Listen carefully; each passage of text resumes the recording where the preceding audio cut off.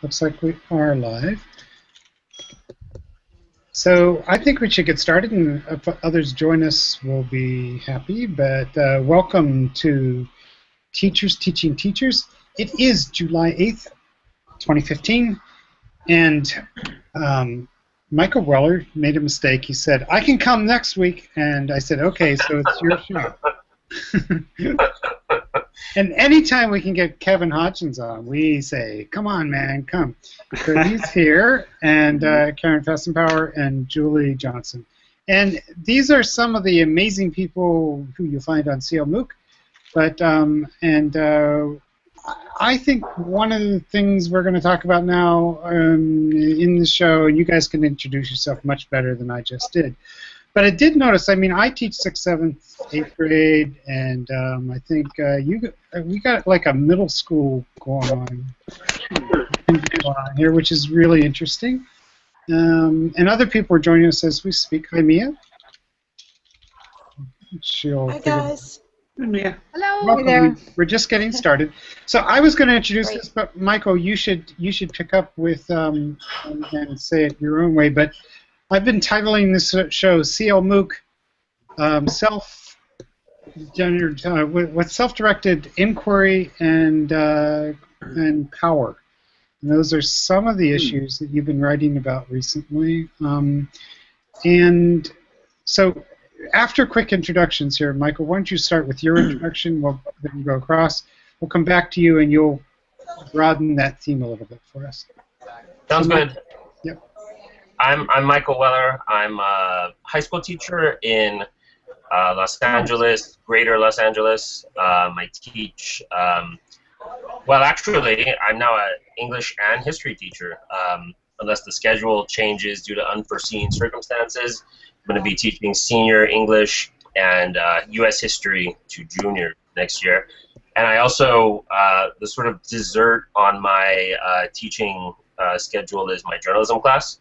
So I, despite having very little formal background in journalism, was lucky enough to get this wonderful gig teaching student publication. So I have journalism students, and we make the school newspaper. I'm also affiliated with the Los Angeles Writing Project at Cal State LA, which is my national writing project connection. I also was in another life involved with the San Diego area writing project when I lived in San Diego. Great introduction. By the way, do you get to see some of the same students in any of those classes or not? Occasionally. Yeah, I've had some of my kids I've recruited from my English classes. Sometimes what will happen is like a 9th grader because I taught 9th grade and 12th grade until this year. So I might have a 9th grader who then signs up as the sophomore or something like that. Right.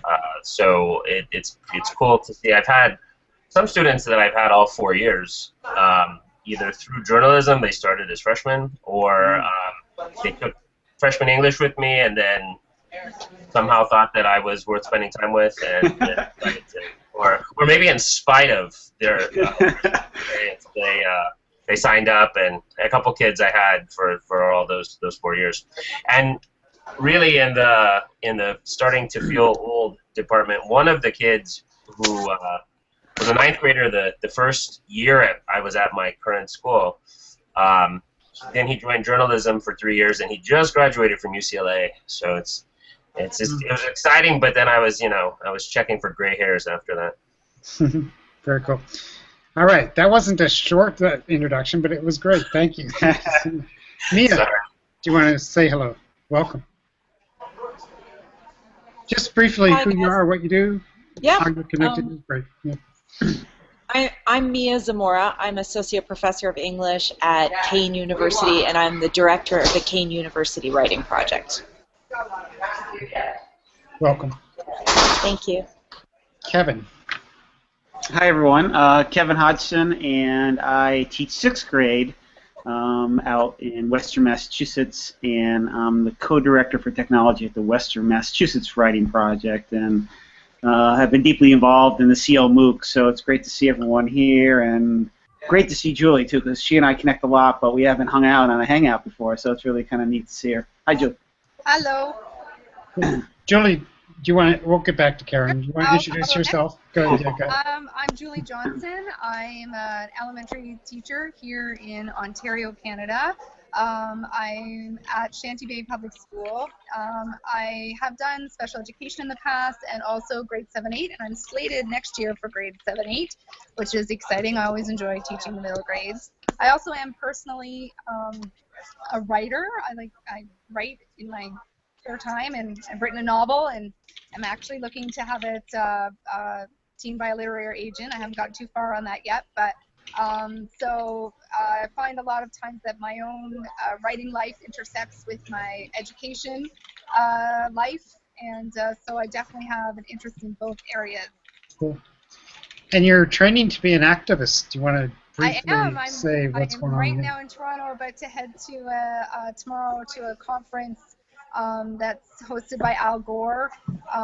It's called Climate Reality Leadership Corps, and I got accepted to that, which is just an honor. So for the next 2 days, I'll be in training for that, and after that, I'll be doing presentations, talks, different things. Will be another piece to bring into kind of my writing world and my education life, I think. So it's all coming together. Very cool. Joe, thanks for joining us. Nice background. Well, thank you. These are trees, and I know they're very dark. I just decided to come outside so I wouldn't get my kids in the background. But hey, you know, thanks for the invitation. My name's Joel Malley. I teach at Cheektowaga Central High School, and currently I am leading the Western New York Writing Project Teen Writing Workshop for this week and next. So some very refreshing work with some very dynamic writers. When you guys are in the middle of an institute or something, I'm amazed that you give us a little time. Thank you so much for coming. I know what it's like. Karen, your introduction, and we'll come back to Michael for more thoughts about tonight's topic. Cool. Hi, everybody. I'm Karen Fasimpaur, and I work on a bunch of different projects, including CLMOOC and Youth Voices, and glad to be here. And I will mention very quickly that I'm in a school in the Bronx called New Direction Secondary School, and we are adding 9th and 10th grade this year, so that should be exciting. It looks like I'll be working with the writing project in my own school, though, so that's working out, by the way. Michael, what have you been talking about, thinking about? What's inquiry? What's your concern about self-directed space and so forth? Is that a fair enough setup for you? It's perfect. Okay. So over the past couple of years, since CLMOOC launched in 2013, I believe, at least that was my intro to CLMOOC, I have been very interested in taking the connected learning principles back to my classroom. I think it was, I don't remember if it was Christina Cantrill or Paul O who dubbed it bringing CLMOOC back home, which is what I've referred to it ever since then in my writing and in discussions. So over the sort of process, I became much more aware of myself as an inquirer. For lack of a better term, I've always sort of seen myself as a reflective, I'm doing air quotes, reflective practitioner, but it wasn't really until I got involved with CLMOOC that I started to be a little bit more intentional about how I reflect, and started pursuing some sort of informal inquiry projects that were informed by my work in the summer. And in the last school year, this one that just concluded, I started to think about how I'm learning a lot, but the knowledge that I'm creating it's very local because it's not going beyond my head or my classroom. So I started to think about the idea of, okay, while I may not be looking to, write a book or share this with a national audience, I certainly would like to be able to communicate what I'm learning a little bit more effectively to my colleagues, certainly at my site. Maybe be able to go to a board meeting and say, based on my research, I think the board should consider this. So be able to use my inquiry and share it a little bit more effectively in the community that I work in. And then also be able to talk about it a little bit more clearly, I think, and succinctly. You can see succinctness is not my strength, but succinctly and clearly with audiences like the people that I'm, communities like the people I'm working with in CLMOOC. So, Michael, if you don't mind, could we just go around and popcorn style here, but ask people to talk about how CLMOOC or a similar experience has impacted their classroom? And Julie, would you jump us off on that? You, right before we started the show, you started to talk about how doing a make cycle impacted a project you were working on. Yes. Okay, so can you guys hear me okay, I hope? Yep, perfect. Yes, I had come across this actually through Kevin. He introduced me to the CLMOOC, and it was interesting because I'd had kind of a bunch of different ideas in my head, and it wasn't until I got into the maker cycle myself through CLMOOC that it all kind of crystallized. It had been different thoughts about engagement, intrinsic motivation, the new, we had a maker space going on in our library, so how would I translate that into the classroom? Had all these kind of different ideas, and then once I realized that, the way you could kind of structure a maker cycle. The other one that was in my head was having an audience for writers in a classroom, because I've struggled with this when I'm teaching writing, because I really dislike the fact that students write for the teacher. They don't have, it's so hard. Where do you get that context and that sense of purpose? So I really wanted that too. So it all kind of came together with the CLMOOC when I myself, there's like a theme, and then then there's this openness towards how are you going to create something related to that theme. So I thought about translating that into a classroom setting. But then also, I'm calling them now kind of learner hubs. So if I could join up, and I have since joined up with 4 different teachers now, and this would be like a digital connection that we have. So you would have students with digital portfolios, and we'd go through maker cycles. We're looking at now maybe once a month. And each one sort of structured with a particular theme. And then they'll have a learner hub of students. So a student from my class, a student from another class, and they are now all in a hub of like this maker cycle hub. So now they're an audience. Yeah, we lost Julie for a second. She's in a hotel, so we'll have to go back. Anybody want to pick that up? What's a hub? It's a great idea, right? I can jump in a little bit because I think one of the reasons why I suggested that Julie kind of check out. Sorry, I'm back. Yep, you're back. So hotel internet. Pick me off. You're back though. I can't quite remember what I was saying. Anyway, well, one of the clarifying questions I had was the hub. Is it classrooms in your own building or outside of the building? No, it's across the country. It's me. Another one is that's looking to be involved is in Alberta. Another one that's looking to be involved is in Hawaii. So this would all be done digitally. So in the same way that the CLMOOC is done digitally, right? Everyone is from everywhere else, posting their work, and then other people are commenting on that. But we just kind of we're just going to, instead of opening it up to the world, like a lot of teachers do that on Twitter. They'll send out, my students have posted work, please comment. But instead of keeping it open like that, we're going to structure it so that they are sort of responsible to peers. That they are responsible for presenting their work to the peers and then also commenting on the work that they see that's being done. And what I really like about it too is we're all sort of working in the same theme. Like one thing that's really neat with the CLMOOC, and I wrote this in a comment, was that it was like walking into this art gallery and it's all sort of like a themed art gallery. The people are doing these really cool, interesting things. You know, so you can kind of see these, make these comparisons and see, oh, you know, the topic is, well, we did that remediation, which was one of the ones. So it's like, oh, isn't it neat how that person took that topic and represented it this way?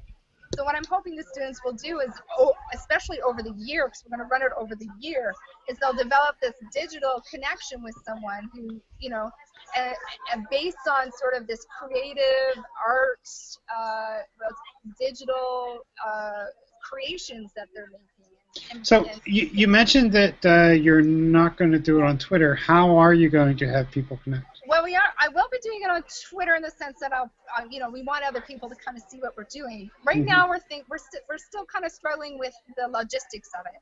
But what we're thinking about is having every student has a digital portfolio on Blogger, for instance. And so whatever they happen to create, we're also making a list of different digital tools. You know, so whether it's, I'm trying to think, Animoto, or whether it's, I don't know. All right, so you're still working that out. Yeah. They would link that or embed that in their websites or in their Blogger site. So you have your, I'm calling them learning hubs, where you would have a student from my class, a student from class B, a student from class C, a student from class D, and they might even have a group name. So maybe they call themselves the Tigers. I don't know. So the group Tigers are all there.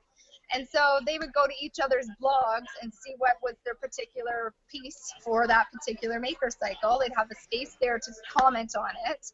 And we want to structure the comments too. We don't want just students being like, that's cool, and, you know, just keeping, you know, just saying that's awesome, or, you know, broadening their ability to respond and reflect. So we're thinking things like, even to something like 2 stars and a wish, or something like that, like to say, you know, I really liked what you did, or here's a suggestion, or to have some sort of meaningful commentary. And I was trying to call it as empathetic evaluators. Like, how can we get it so that they can respond to other students, you know, in an empathetic but evaluative way. So, anyways, this should be interesting. Let's see how this all plays out. Your thoughts. Go ahead, Kevin. Can you jump in on now? Yeah.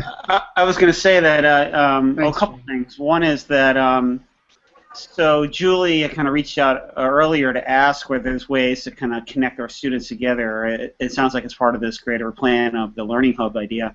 And that kind of led to me thinking about an inquiry question too, when Michael began pursuing this idea of how do we connect teachers in the CLMOOC to be thinking about inquiry classroom projects of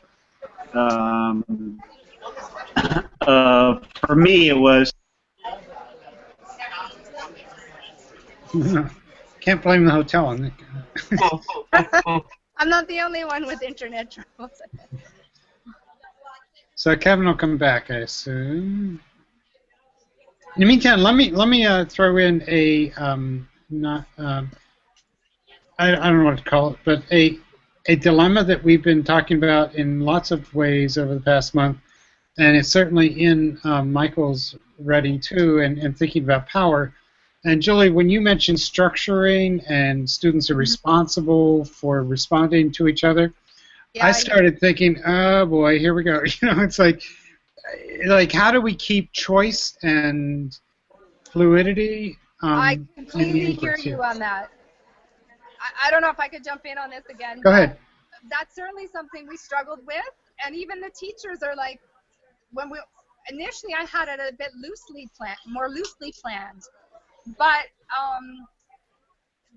some of the teachers that are involved were also doing other curriculum areas. So then it became like the question of trying to integrate something so free-flowing into curriculum became a question. It's almost like because you still have, as a teacher, you still have that responsibility to the curriculum, and we can't seem to escape that. We're having a hard time trying to balance that. I know in my school a lot of the maker spaces were extracurricular. They weren't part of a classroom necessarily, except in the sense of, say, you know, you're working on a project and you incorporate different choices in different tools. You know, you try and embed choice as much as you can so your students have that sense of autonomy. But at the same time, you have this curriculum where you are directed, right, to cover. So that was one of my questions was, can you make the two mesh?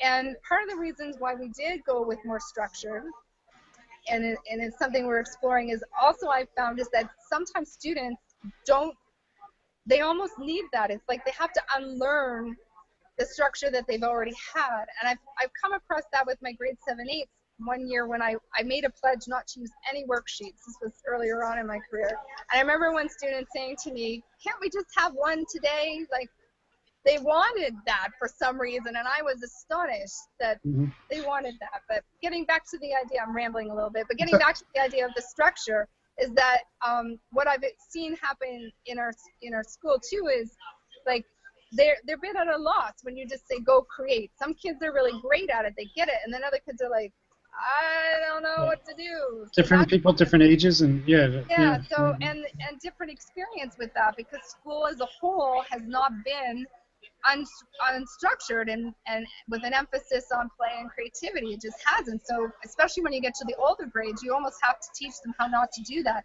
So our idea with this is that by the time we get to the last section, it's way wide open. It's much open. Like, we shouldn't have one topic where it's like, create whatever you want with whatever you want. Like, it becomes a lot more unstructured. Cool. So, Kevin, I think you're back. Do you want to jump back in? Yeah.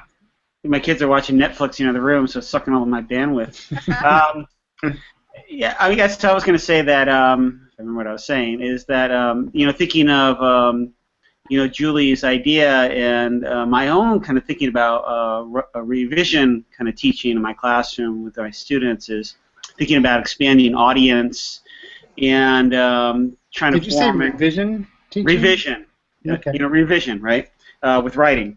And trying to think about ways that we can use the concept of expanded audience to kind of really hone in on why a student will revise. And I think this gets back to Julie's comment around, moving beyond writing just for the teacher, right? Writing for a much bigger audience, and how that can be play a role in the concept of the importance of revision, of moving a piece of writing to a certain point. So that's where I'm kind of trying to go with an inquiry question and thinking about how to connect in.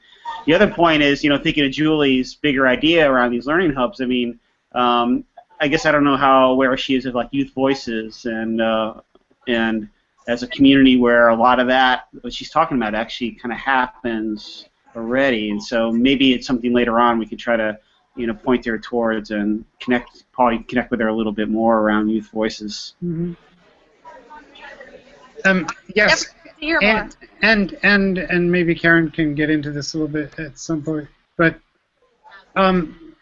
like we are we haven't figured it out either. Like, we're constantly figuring out how to have make cycles happen so that there are themes that young people can find each other in interesting ways. So yeah, we would welcome you to to our inquiry around all that on that platform. But Kevin, can you talk a little more about where you see impact of your work with CLMOOC happening in your classroom, and then you go different? Yeah, I think that for me, I get Michael really pinned it, which is it's a struggle to say, okay, I spend the summer doing all this stuff, and as a facilitator trying to plan it too, and then how does that kind of fit into the context of my classroom? And I guess it's more of a trend than a specific project, is really thinking more around student choice and student, interest-driven projects that we're doing, and trying to get a gauge on where their kind of their thinking is and their ideas and interests, and how to kind of move that into, to be quite frank, the kind of confines of teaching these days, of the things we have to kind of touch upon and make sure we're addressing, and how to make sure that all kind of works. And I mean, I know from our writing project working with a lot of other schools that there's a lot of places where that's not allowed. I mean, there's a script for the daily lesson. The teachers are being evaluated on. There's no or very little wiggle room for a lot of teachers to say, yeah, we're going to be doing a remediation project. So on one hand, I feel fortunate that I have that flexibility in my school. On the other hand, I worry about down the road, like what that's going to look like, whether that will ever change for me. So it's a concern that I have, even as I'm trying to kind of, toggle back to my classroom. And I wanted to add a point. I was thinking because in my new school, over half of our staff are going to be brand new teachers, right? Ooh. So Wow. how brand new teachers approach this when they have all those other pressures is a really important question to ask too. Like, who can take this on at what point in their career, right? Well, I guess it depends on your principal, right? I mean, if your principal is the kind of leader that kind of helps shape that, then it opens it up. If they're not, then it closes it down. I completely agree with that. The admin really sets the culture of the school, and I certainly couldn't do this project without the support. I mean, I ran it by my principal first before I launched it, and I got a definite A-OK on that. But if I hadn't, I wouldn't. I mean, I certainly agree with that. I also think there is something about,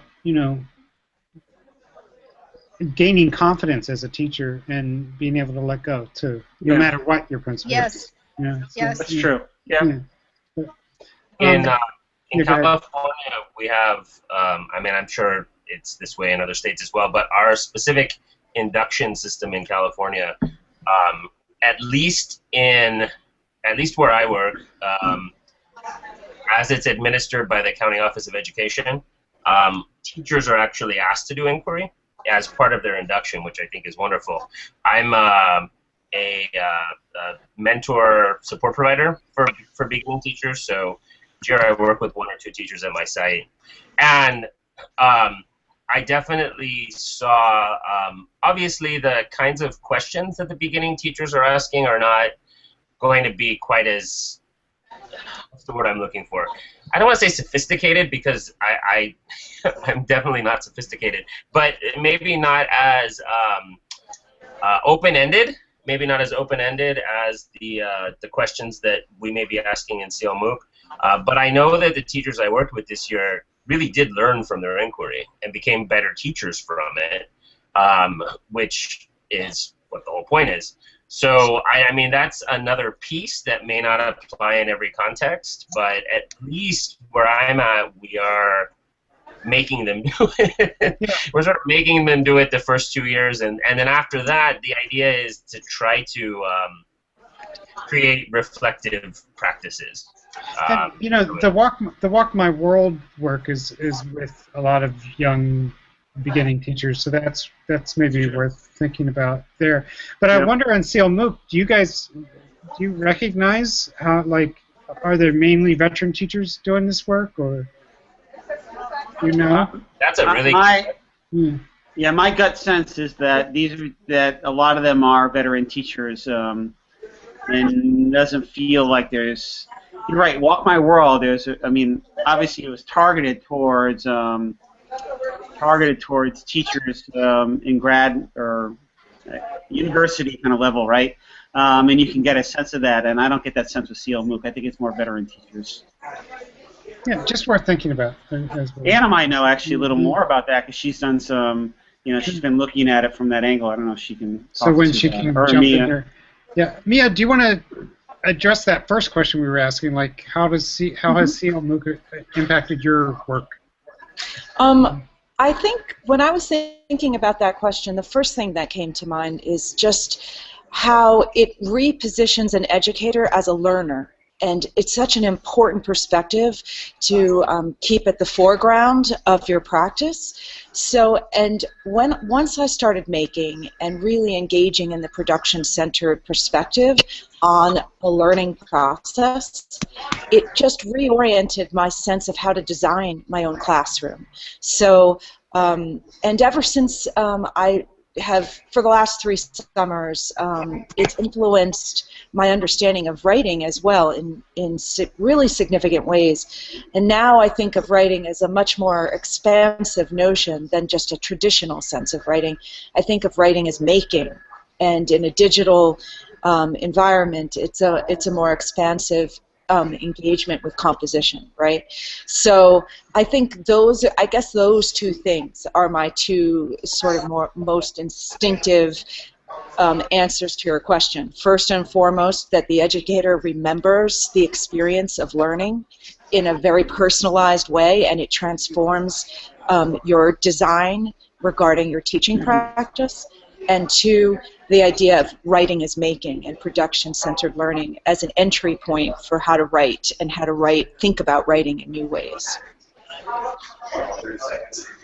Can I push back a second on that? Because I mean, and we, again, when I see what folks on CLMOOC are doing, it's kind of amazing. But then when I see what a young teacher had, let me harp on that for a second, but had her sixth graders do using Google Presentation, you know, and just have an image and plop a title on the image and do that 6 times and say this is their government project, right?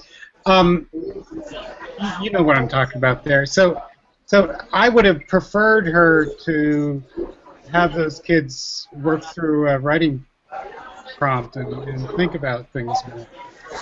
Guys, I'm so sorry. I have to cut in. My battery is dying. Oh no, Julie. So I think I'm going to have to leave. I'm down less than 5%. So I can hang out till it dies. I want to let you know that. So when you go off, well, no. Yeah, if I disappear, I won't be coming back, unfortunately. See if Al Gore can deal with that energy problem. Yeah, that's right. Anyways, so I just wanted to give you a heads up. Sorry to interrupt. Keep going. No, great. Hey, Paul. Yeah. Hi, Anna. Introduce yourself briefly, and then. Yeah, sure. Hi, I'm Anna. I'm calling in from in the middle of cornfields in Illinois right now, and I've been a middle school and high school teacher and worked with teachers in school districts and in rural areas in Utah and in big city areas in New York as well. And yeah, I was just thinking about your question there, Paul, and I want to see if I understand what you're asking right. It sounds like to me what you're saying is that when we put so much emphasis on expanding our ideas of what writing can be, that sometimes the message comes across that we should be doing things in a digital sense rather than almost like we're promoting a particular kind of new making, and it kind of is replacing sometimes what is a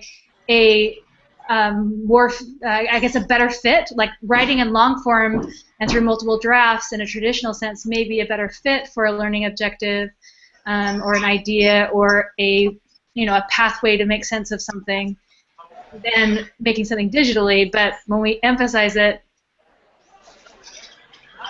in that way, then it becomes the default choice, rather, so that instead of the long form being the default choice, then we have these new forms being the default choice. And I guess is the question then, is that what you're pushing back on, Paul, or what's the question there? Just that we be very reflective about what the different media are affording, and we are. But yeah. Well, I've said enough. Go ahead. Yeah. Well, I was going to say that on one hand, I think the point you're not to kind of put words in your mouth, but I think it too is that when there's a kind of divide between using technology and kind of expanding the notions of what writing is, right? So a Google presentation or PowerPoint is not really expanding the notion of writing. It might have some value for presentation mode, but it doesn't kind of show students the kind of the ways that technology can change the way we think about composition, right? But I think that people need to start somewhere, and so maybe in general, a teacher who does that, I mean, that's their starting point, and then they need to kind of think about, okay, where do I go from here? And I kind of hope that the CLMOOC is like one place that people could kind of, even if they're kind of just watching what's going on, might say, oh yeah, I could kind of take this step and try the next step next year, and then maybe the next year after that I can do that, so that we all have to kind of begin somewhere and kind of move forward. And sometimes I think the pace is can get a little frustrating from a teaching profession kind of standpoint, or at least it feels that way to me sometimes. And but I know that it's kind of step by step, and everyone has such different comfort levels. But even just thinking, 5 years ago, trying to work with teachers on our writing project, how much things have changed considerably. But I think always having that next step out there, like if you did this, what if you did this, right? Or what if your students then did this, And I think that people need to kind of see that kind of horizon of possibilities. I would add to that, I'm a very slow learner, but it was last summer that I finally realized that connected learning doesn't have to be digital, and there's so much digital stuff out there, and people in the CLMOOC are extremely talented and very brave about trying out new things. I think, like Terry Elliott, for example, has forgot today more digital tools than I will ever know in my entire life. So it's easy to get kind of discouraged, not discouraged, but a little overwhelmed. But what I realized was that connected learning, for example, the old writing workshop that we're all familiar with, that's an expression of connected learning, especially if you're finding ways for the, if you're involving students in peer, not necessarily peer evaluation, but peer audiences. That's a very, it's very connected because you're allowing students to write about things that they're interested in. You're situating the learning in a social setting or a community. And there's more to connected learning than that, but I think, at least for me at first, the flashiness and the bells and whistles and really just eye-catchingness of all the digital stuff distracted me a little bit from the actual principles behind connected learning. I think a key part of it is the idea that we can leverage digital tools to expand audiences, for example. So unlike in 1994, last year, my kids could blog. They could write and they could blog, and there are new affordances that are created by this media in terms of what they produce, but they're also able to share it with a much wider audience than was practical for most teachers when I was growing up. So digital, obviously there are ways we want to look at, remediation, for example. We've been working with the idea of how your message and your composition process changes as you go across media. But I think it's also important just to realize that part of the digitalness is it can just open up new audiences, kind of what Kevin's been talking about. Yep. I mean, and Joel, you can jump in here when you're ready, or anybody can. But I just want to invite you. I'm struck by how CLMOOC both does what you just said, looks for an audience, but also provides the audience, right? So it provides the community as well, which is important. Joel, your thoughts about any of this, or yeah? Well, I'm just trying to be a good listener tonight, Paul. But I have a lot of things kind of going through my head. I think that a lot of times, so I just got back from ISTE, and I kind of felt the same way as I felt in other situations where just kind of a little bit overwhelmed with the tech and how it fits in. So on fabric, light up fabrics and all that other stuff, it gets I just trying to figure out where the place is I guess has been a little bit difficult. But anyways, back to that point, I think I'm just trying to think of this idea of Sometimes, so when my students make films in class, so I have a very production-centered class, and they make films, and some of them are becoming filmmakers, and some of them are embodying that, and some of them are just pushing buttons and pointing the camera because I tell them that's what they have to do. And I think that CLMOOC, when I was involved with it 2 years ago, what's cool is you have a community of engaged learners who really are reaching out and trying to make and trying to share, and that they are embodying all those things. I think the difficult part that I found in the classroom is connecting those kids, is trying to get those kids who aren't there yet, who aren't totally bought into this idea of making and sharing and connecting, because you know, they have a basketball game that night, or quite frankly, this is not the most important thing in their lives. So that's kind of what's rolling through my mind right now as we talk about kind of dissonances about CLMOOC and your, you know, that specific thing, but also connected learning as a whole. It's kind of what I'm thinking about. I hope that made some sense. Yeah, absolutely does. Well, I think there's Go ahead, Mia, and then Kevin. Oh, I was just going to say that I think one of the key things, I completely agree with your reflection, Joel, in terms of how do we draw students into a desire to become connected. And I also appreciate Michael's earlier point about connected doesn't always mean digital. That in mind, I also think that one of the key aspects is bringing their own interests into the classroom and making them valid in the ways in which they learn to read and write. So, you know, giving them projects where they can have enough space to bring what they're obsessed with, what they love, that's outside of a traditional school environment, and have that be an exploration within the classroom. Letting their self-driven interests flourish in the classroom is a key strategy for, you know, making connecting meaningful on some level. And from that, then community is built. And from that, then students, I think, find shared purpose in their work as well. If they're able to bring their self-interest to the classroom, share them out, and develop a sense of community, then from that place, then we have the kind of next result, which is a sense of a rising shared purpose that happens through community. Yeah, you know, I definitely agree with that, and I'm, you know, my classes, it's totally very student-centered and very much involves student choice about different projects in different areas of inquiry, etc.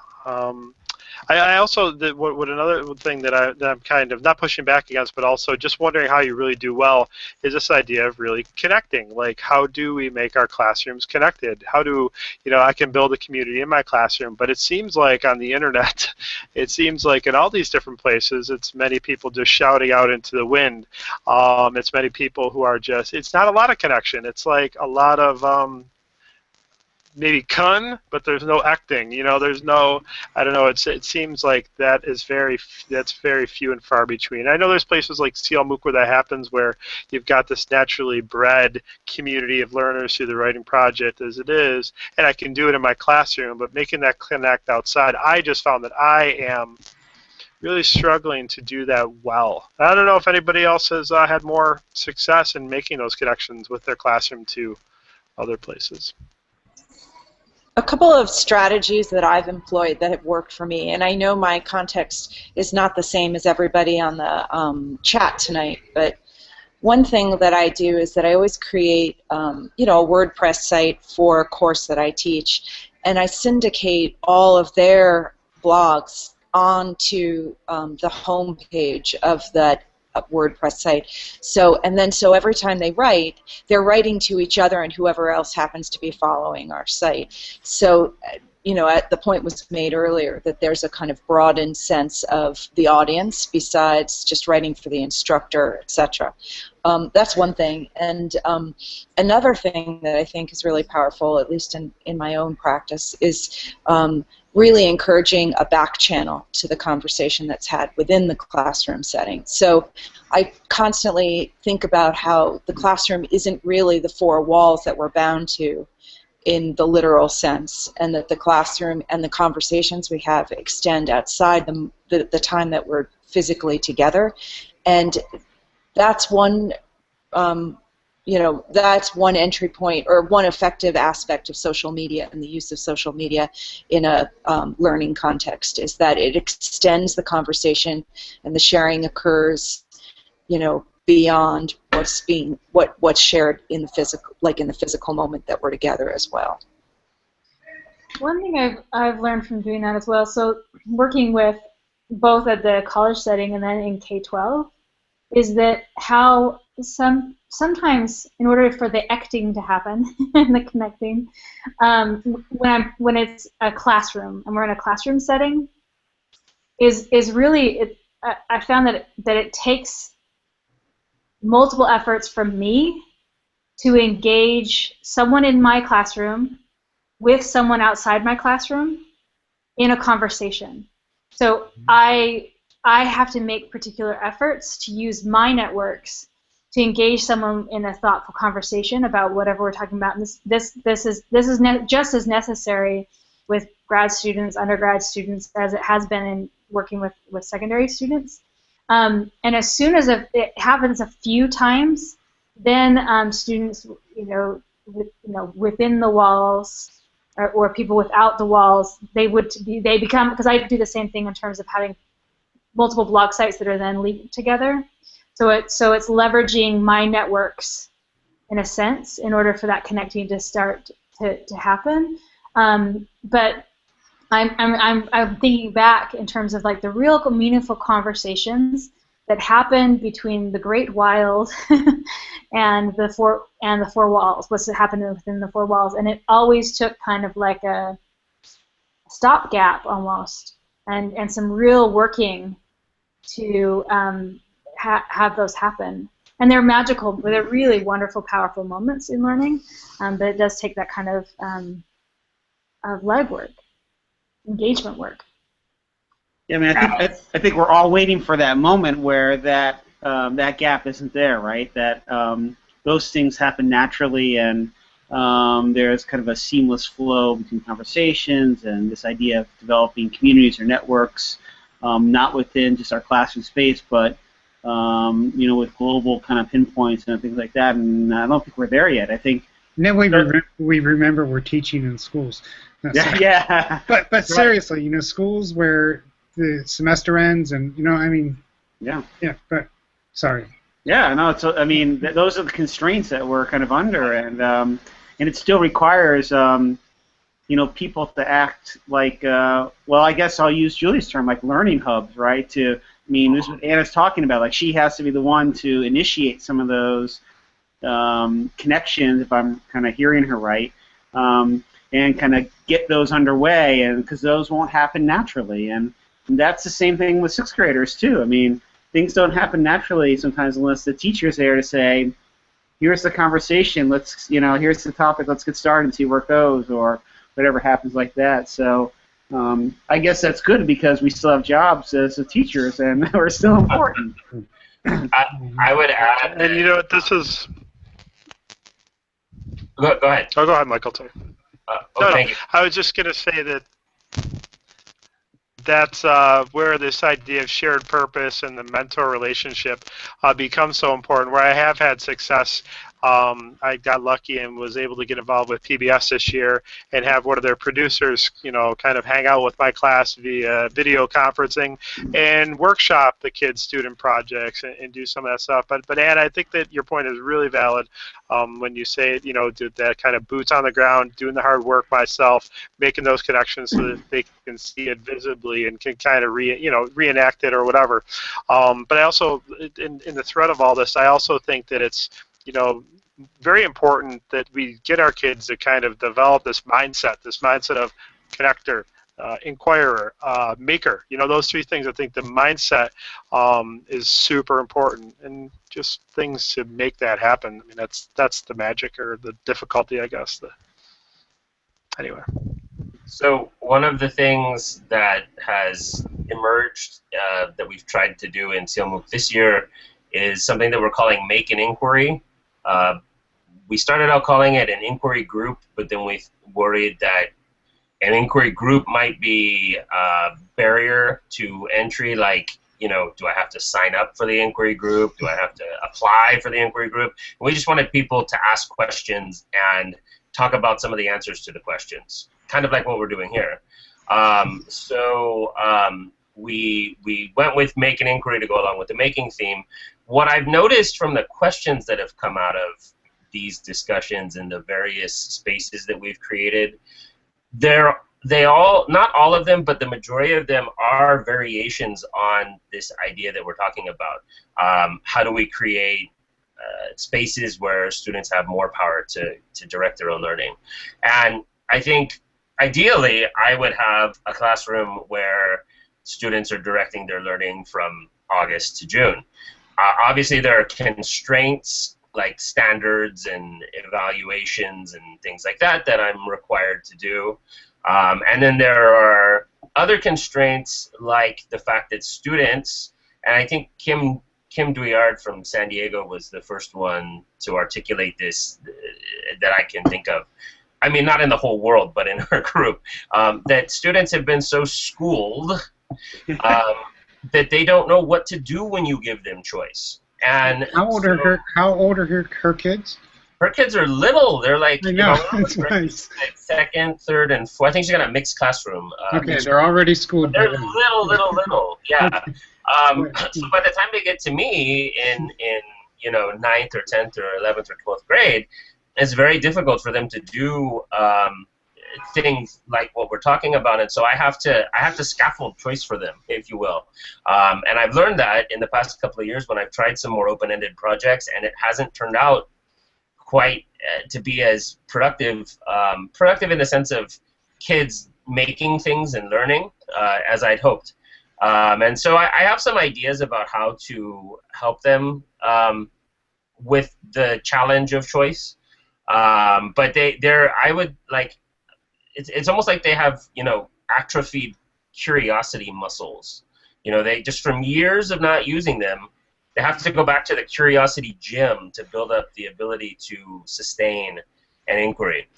Not every student is that way, but I think that that's been the effect of our No Child Left Behind, mandated testing, blah, blah, blah, all that business. So the question that keeps coming up is, how do we create these spaces where we empower students to be more inquiring, more independent, more self-directed?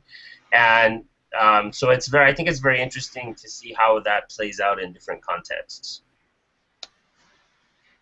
I was just thinking about when you're talking about the muscles, and like the reaction time and those kinds of like the curiosity muscles. When I was thinking about the call tonight, I worked with a group of teachers and professors in a group. It was called the Excel Academy, and it was designed to be able to do this sort of, connected learning. It's kind of before that name really took off. But connected learning, kids were writing on blog posts with global peers all over. They were reading college-level texts. These were kids in high school with professors in college on philosophical texts. So I was trying to make this like blended space of like highly academic, was typically out of school at that time, kind of spaces together, and totally inquiry oriented.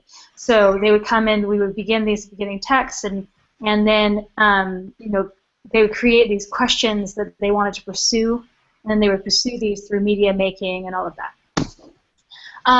And so one of the teachers that I was working with, it was like we had all those design things in place, right, and all the scaffolding in place and all of this things in place, and she realized it was about halfway through that she was still asking questions to get particular answers. Like every question out of her mouth was still a closed question.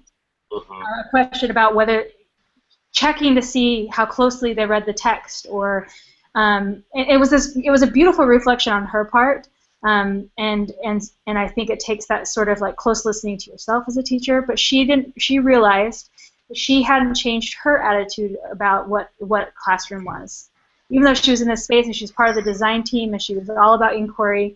Her muscles and her reaction time were based on these old models of what it meant to know that someone learned something. She was still looking for particular types of evidence that kids were learning, which meant they were answering questions in particular ways. That they were she was looking for participation to look a certain way, which meant things were written at a particular time on a certain due dates, or that they included these, or the kids wrote it all, right? That's like a sign. That's like one sign that we say that someone's participating or not, is whether they do something verbally or in written form. But anyway, so those muscles, I think, also those kind of like, it's almost like an attitude. It's a constant curiosity on the teacher's part as well. And that, all that said, is I think something else that we do when we try to make something inquiry-based or student-centered is that we forget that there is still a huge role, like Kevin was talking about, there's a huge role for teachers in these spaces. There's a huge amount of knowledge and experience that teachers are bringing, and expertise, to that room, to those questions that people have. And I don't think anything about making it student-centered or learning-centered or inquiry, inquiry from the student's interests and whatever, takes anything away from, they're probably going to need some experts in how to do this. And, right. And the teacher can still be assertive in that position. I would connect what you're saying, Anna, to what Mia said earlier about CLMOOC centering the idea of teachers as learners.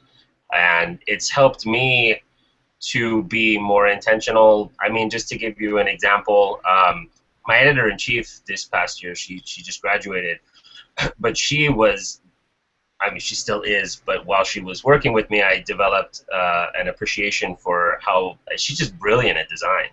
I have learned some layout from working with the kids, but they know way more in design than I do. My editor-in-chief, Cynthia, she was uniquely talented. So just, I don't know that this would have happened before my CLMOOC experiences. One of my seniors wanted to do, for a multi-genre project, wanted to do something involving laying out magazine-type cover in Illustrator. So I was able to connect him with my editor-in-chief, and it felt really kind of cool to say, hey, I'll give you feedback. Listen to what Cynthia has to say, because she knows more than I do about this. So it's empowering in a paradoxical way, not to have to know everything, and to know. Another thing I've jokingly told my students, because I know a lot of people in the community I work in who are in elected office or who in high positions in some of the school districts. So I tell my kids, you know what, I'm not important, but I know lots of people who are. And so being able to decenter ourselves that way is actually kind of, I don't want to get religious on anyone, but I think a lot about the idea that in the Gospels that the last shall be first. And so I think that while sometimes we need to put ourselves at the head of the table, often the more we can move ourselves to the end of the table, we increase our power as educators and actors for change.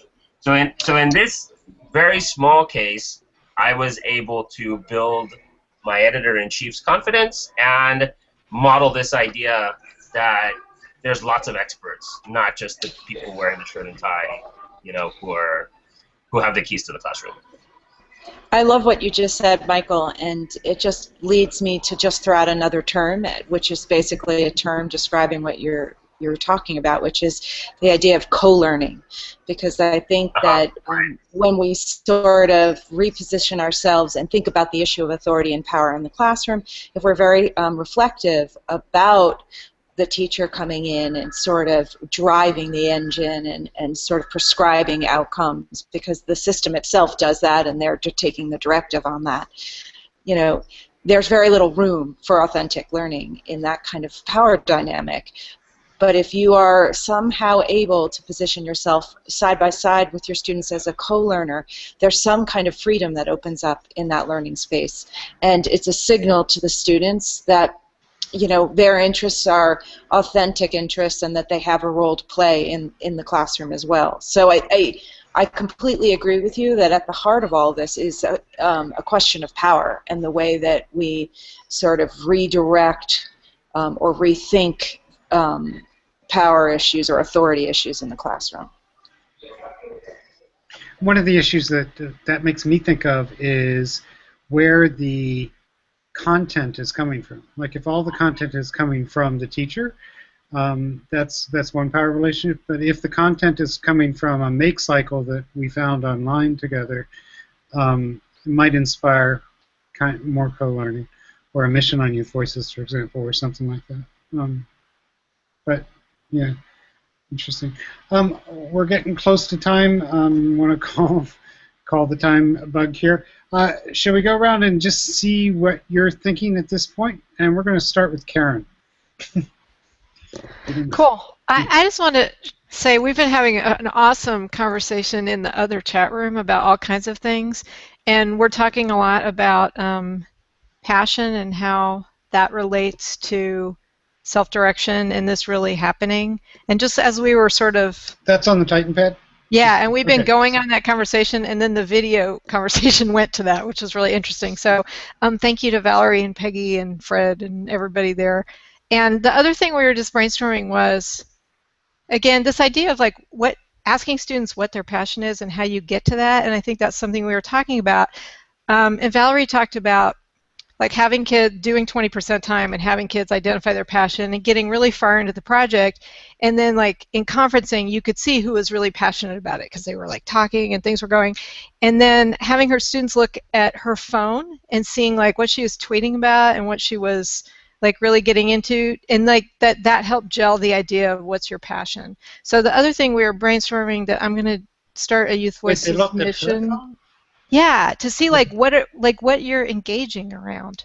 You know? Okay. Yeah. And I think that's like in CLMOOC, like the times where I felt the most excited are when people go on some tangent that's something like they're really interested in, like food or cows, and it's not like necessarily the make we're doing, but it's like, and then people start having, and you know, people have conversations in different spaces, but that's where you can feel that energy. And I think, you know, the same thing happens in classrooms with students, right?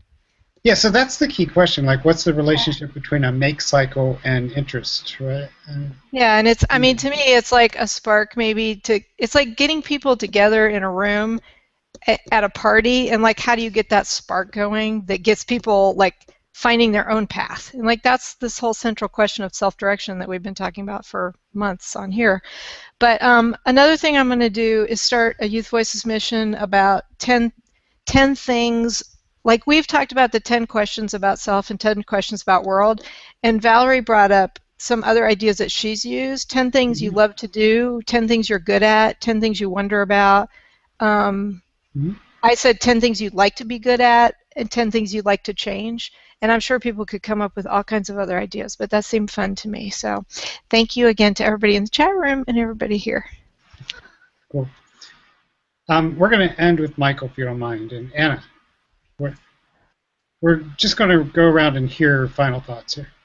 Oh, you're just reminding me. So I haven't had a classroom for a whole year in a while now. I do miss that. I get to spend time in classrooms, but not in the same way that I used to, making me miss it. I know you reminded me of our fourth quarter contracts that we used to do, which was really not just a here's my passion, I'm going to follow it. It was a here's a passion. It was a real conversation. It was like a meeting ground between me and a student. About what I saw them doing and what I saw that they were capable of and not yet doing, and the things they were interested in. And it was this beautiful blend of things where they would contract to do certain things. It was every Friday for the fourth quarter, certain things on Fridays, and then certain things during the week on their own outside of school. And they were the fourth quarter. What is that? The whole fourth quarter of school. Every Friday was contract day. Got it. Okay. And so they would do certain things, and these were things like there were kids that were doing stuff on like word study, like word, you know. Some of them looked like traditional school type activities or topics, but it was really a meeting ground together yeah, I'm just thinking about sometimes when we say, you know, pursue your passion, sometimes it's talked about taking it out completely from what might be academic, and kids might have academic goals as well, or goals that you can find a common ground between those spaces, and just how powerful those were. We actually have a community still of kids that, well, they're not kids anymore. They're now like 28, 30-something-year-olds that I wonder what their thoughts are now about the contracts that they did when they were back in 8th grade. And so I'm going to pursue that and ask them about what that was like for them as learners. Always great to have you join us, Anna. So come back again soon. Thanks. Joel. Thank you. I'm just thinking. Joel, I was throwing the ball to you. There you go. Got it. There. Yeah, and I always struggle with unmuting my mute. You know, final thoughts, I don't know. I think this was a good conversation for me to be involved with today. We just had a meeting at my local college of some teachers in the area. We're trying to get our students together to kind of do inquiries into things that they're interested in, but have it all be connected in some way, shape, or form, and then do some presentations at this local college come later in the school year. So it was interesting hearing everybody's thoughts on you know, all this interesting work. So that's as general as I can get, and those are my final thoughts. Thanks. You're welcome.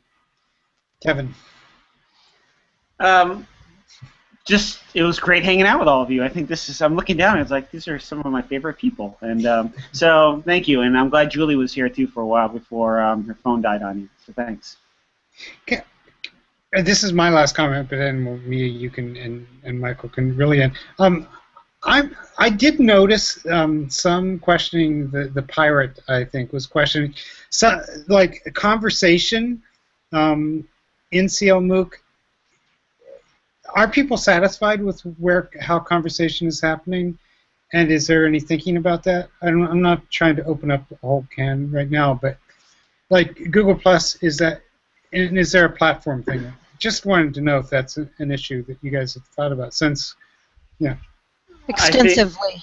I think that that's a whole other show probably about trying to think about what open learning looks like when you're platforms with no kind of main one, and I think it should be an ongoing conversation if you really are, you know, thinking of what open learning looks like, that where people are and what affordances of those spaces and who owns the space. I mean, those are all central questions that I think any open learning environment should be struggling with. Cool. That's great. Mia, your final thoughts here. One fleeting thought that I had as I was listening to everyone. That's a better thing to say. Your fleeting thought is just like, why is learning hemmed in so much when we're schooled? And why is it that we don't think when we're living and breathing our passions in the summertime or after we're outside of school that it isn't authentic learning? Why is it that schooling makes us think of learning in such constricted ways? If we, you know, and so I just leave with the thought, I'm thinking about my last exit thought is, how can we push back on that? Great. So, Michael, did we answer anything? Did we get further into your questions at all here? What are you thinking? Well, the good news is I have more questions okay. than I came in with, which I think is always the sign of a positive learning experience. Based on some of the things you said, Paul, and some of the conversation that was going on in our chat, and just to summarize that for the people who aren't seeing our chat, I think the question of, you know, we've had these positive experiences through NWP, CLMOOC, Youth Voices, whatever organizations that are outside of traditional school that that we've been part of. And in the chat, Joel posed the question, what about teachers who are new to the profession, who haven't had these experiences? And so I think that's the question I'm going to, I think the question I want to think about a little bit more is, how do I how do I as I continue to bring CLMOOC back home, how do I bring it home not only for my students but for the beginning teachers, either the beginning teachers that I work with through the induction program formally, or just the beginning teachers that are at my site or that I come into contact with, in my professional life. And I'll just very briefly add that I thought that also whenever people were describing really wonderful descriptions of how they use their own networks to access those networks for their students, but what about teachers who don't have those networks, right? Mm-hmm. How can we scale up to those teachers too? Right. So how do we expand the circle? Maybe they need those networks. I don't know. I'm not saying, but yeah, whatever. Yeah. So great. How do we reach out to more people to get them into these kind of authentic learning experiences for themselves, which they can then model for their students? Well, one thing they can do is come here any Wednesday night. Sorry. but other places too. So thank you all for spending this time with us tonight. We're here every Wednesday at edtechtalk.com/TTT, which is built on the World Bridges Network that Jeff Lebo and Dave Cormier set up. And thank you all for participating here tonight. Talk to you soon. See you around. Thanks. Everybody. Thanks, everybody. Good night. Thank you. Good night.